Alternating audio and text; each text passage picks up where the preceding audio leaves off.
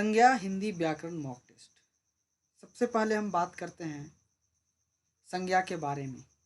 संज्ञा किसे कहते हैं? व्याकरण में संज्ञा एक वक्र विकारी शब्द है। विकारी शब्द का मतलब होता है जिसमें परिवर्तन किया जा सके।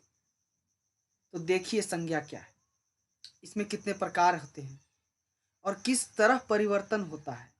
किसी वस्तु, व्यक्ति, स्थान, प्राणी, गुण, भाव आदि के नाम को संज्ञा कहते हैं।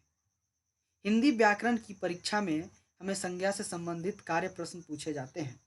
इसीलिए जो विद्यार्थी हिंदी के पेपर की तैयारी कर रहा है उसके लिए यहाँ पर संज्ञा से संबंधित कुछ महत्वपूर्ण प्रश्न हैं और उनके उत्तर प्रैक्टिस सेट के रूप में दिए गए हैं, जिससे आप हल करके अपनी परीक्षा की तैयारी कर सकते हैं।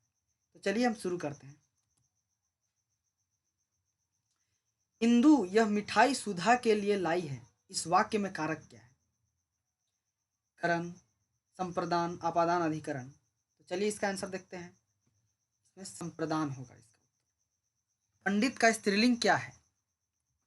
पंडिताइन। चुनना की भाववाचक संज्ञा क्या है? चुनाव। इनमें से जातिवाचक संज्ञा कौन सी है? क्रोध, बचपन, पहाड़, गंगा। पहाड़। पहाड़ एक समूह, एक जाति को बोध कराता है, इसीलिए इसको जातिवाचक संज्ञा कहते हैं। इनमें से भाववाचक संज्ञा कौन सी है? लोहा, घृणा, गंगा, बनारस। घृणा। घृणा भाववाचक संज्ञा है।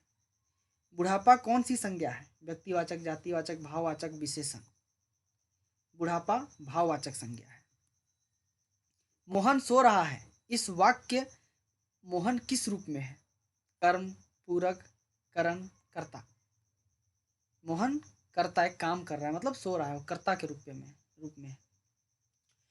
इसमें से भाववाचक संज्ञा कौन सी है? अच्छा, मधुर, सुंदर, अच्छाई।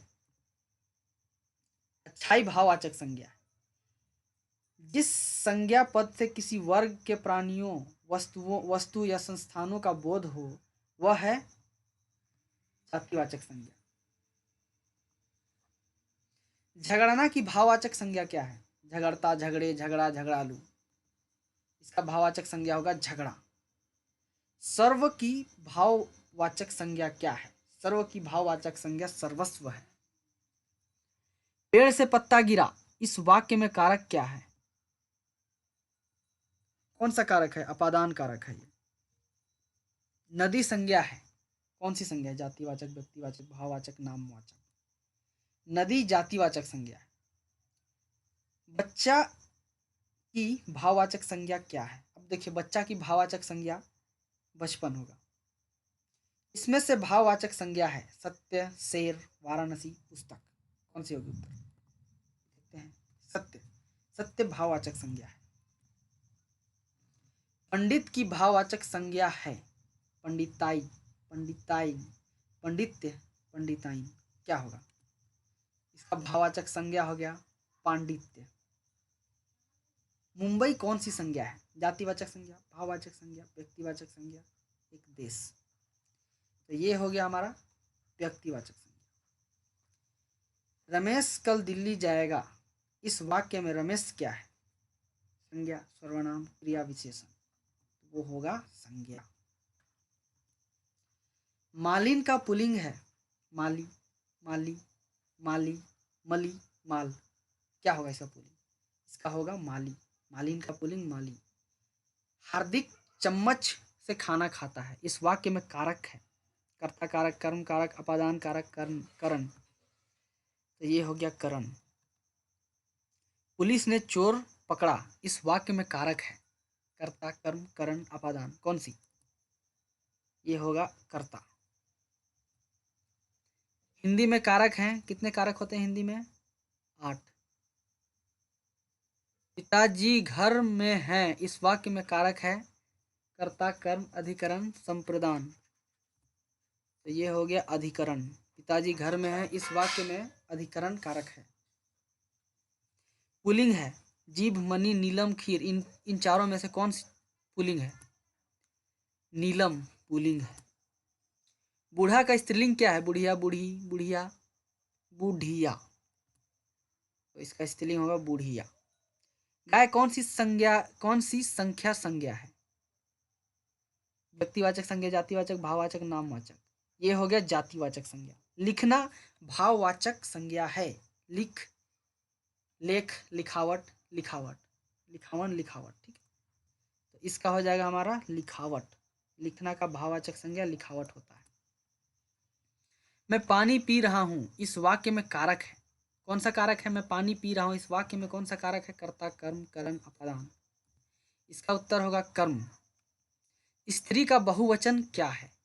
स्त्रियां, स्त्रियों, स्त्रियां, स्त्रियां। इसका बहुवचन है स्त्रियां।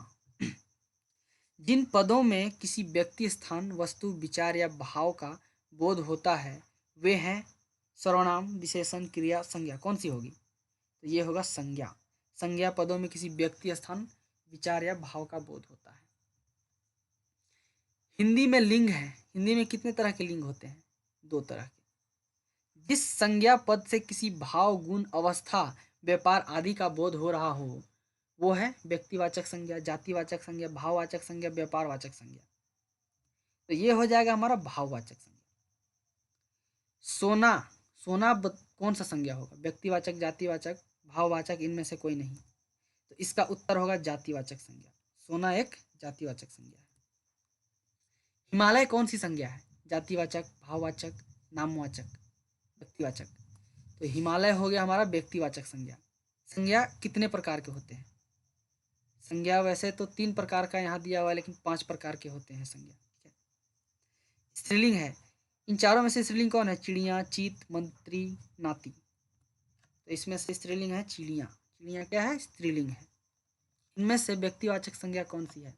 राम, मधुरता, मनुष्य, गाय। तो इनमें से व्यक्तिवाचक संज्ञा है राम। शीला कौन सी संज्ञा है? व्यक्तिवाचक संज्ञा, जातिवाचक संज्ञा, भाववाचक संज्ञा या नामवाचक संज्ञा। तो शीला है हमारा व्यक्तिवाचक संज्ञा। सुंदरता कौन सी संज्ञा है? सुंदरता है भाववाचक संज्ञा। जिस संज्ञा शब्द से किसी विशेष व्यक्ति, स्थान या वस्तु के नाम का बोध हो वह है जातिवाचक संज्ञा, व्यक्तिवाचक संज्ञा, भाववाचक संज्ञा, अभाववाचक संज्ञा। बताइए। तो इसका हो गया व्यक्तिवाचक संज्ञा। करुणा, करुणा कौन सी संज्ञा है? कवितावाचक, जातिवाचक, कर्मवाचक या भाववाचक। करुणा भाववाचक संज्ञा है। बहु का बहुवचन क्या है? बहु का बहुवचन होगा बहुएं। हिंदी में वचन है। हिंदी में कितने तरह के वचन होते हैं? तो वो है 2 प्रकार के वचन। इनमें से जातिवाचक संज्ञा कौन सी है? मोहन, नदी, सुख, मानवता। इनमें से जातिवाचक संज्ञा कौन सी है? तो नदी।